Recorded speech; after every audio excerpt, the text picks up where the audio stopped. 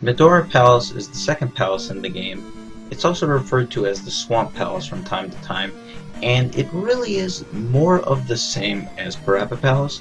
It doesn't have too many new enemies, but just a lot more of them, and they're a little more difficult.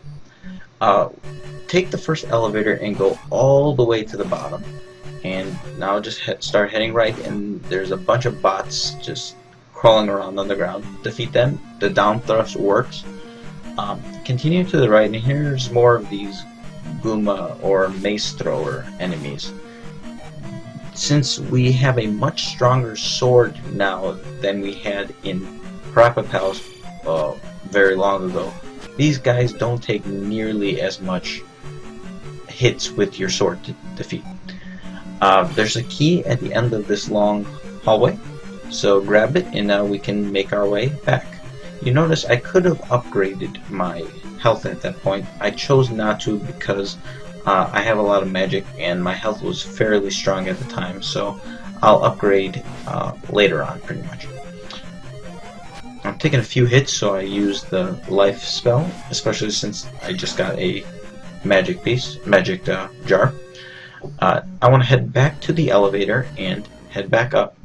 If you go to the right, there really is nothing to the right. There's a new enemy here known as a rope, and these are like snake-like creatures. They're, I suppose, similar in a way to the ropes from the original Legend of Zelda in the sense that they look like a snake, but that really is their only resemblance.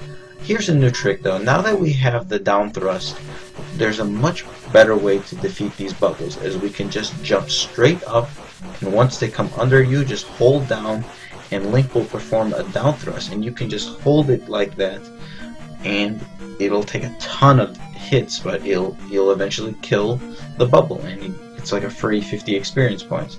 Those keep regenerating every time you leave a room, so you can actually, really level up if you'd like. And especially even when your sword becomes even stronger, it becomes even more efficient, really, to level up in that fashion, since it doesn't take nearly as long.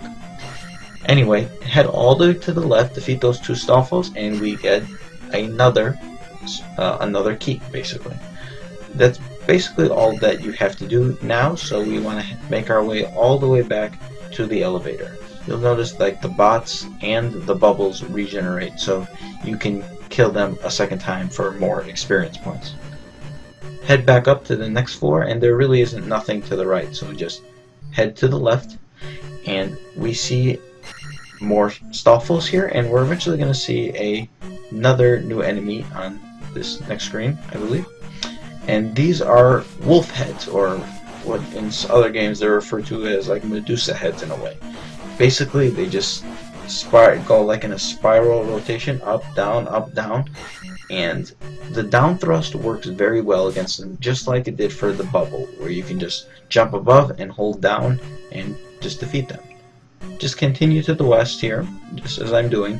This part's a little tricky. Make sure the bots are out of reach before jumping, because you don't want to get hit into the lava, as that is instant death. Be careful here and just jump across and get past the lava and continue to the west. In this room we have more iron knuckles, and since our sword is now up to a power level of 4, those orange ones only take 3 hits to defeat, which is much easier than when we fought them in Parappa Palace. And remember, you can just keep jumping and slashing and you can defeat them rather easily.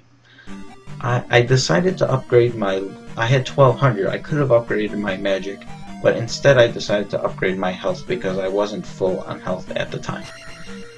Just continue across to the left. There's a few of those bubbles. I took a few hits. You could time them and do down thrust if you'd like, but you really don't need to. There's another rope here, and there's really nothing else in this area. That's just, you can kill the rope for some extra experience points. And now continue to the left. Defeat the Stalfos, the rope, use the small key, and, well, keep continuing to the left. Here's a cool little sequence as there will be these blocks dropping from the ceiling. There's also a points bag, so you want to pick up the points bag while trying not to get hit by many of the blocks, and then just continue to the west. Here we have a red iron knuckle, and I mean the red ones are a little stronger, but at this point in time there's really not much of a difference at all between the orange and red ones, other than their relative strength. But because you have a strong sword and you can just jump and slash, they shouldn't be too much of a problem for you. At the very end here is the dungeon item, and this is basically the power glove or the hand glove. And what this does is now it powers up your sword so that you now have the ability to break certain blocks. And this is very useful, and we will be putting it to use very shortly. There's also a secret magic container inside this iron knuckle statue, so you can use the jump spell to get to it if need be. Here's some blocks here. Now, because we have the glove, we can now actually break those blocks with the sword. And we're going to actually need to do that to progress further in the dungeon in just a little bit. For now, just continue to the east to get back to the elevator, and then head down the screen. We have another new ghost-like enemy here known as a MOA, M-O-A. These things will just float across the room and they'll drop like fireballs. And these orange ones aren't too bad. We're going to be fighting both like purple ones and blue ones later on, and those ones are a heck of a lot more annoying than these ones. So just be careful and just you can get by it. This part is incredibly annoying. I always find myself getting hit by these like wolf head statues that shoot out like, not really, just like magical fireball looking things. They're really, I have never found a great tactic for getting by.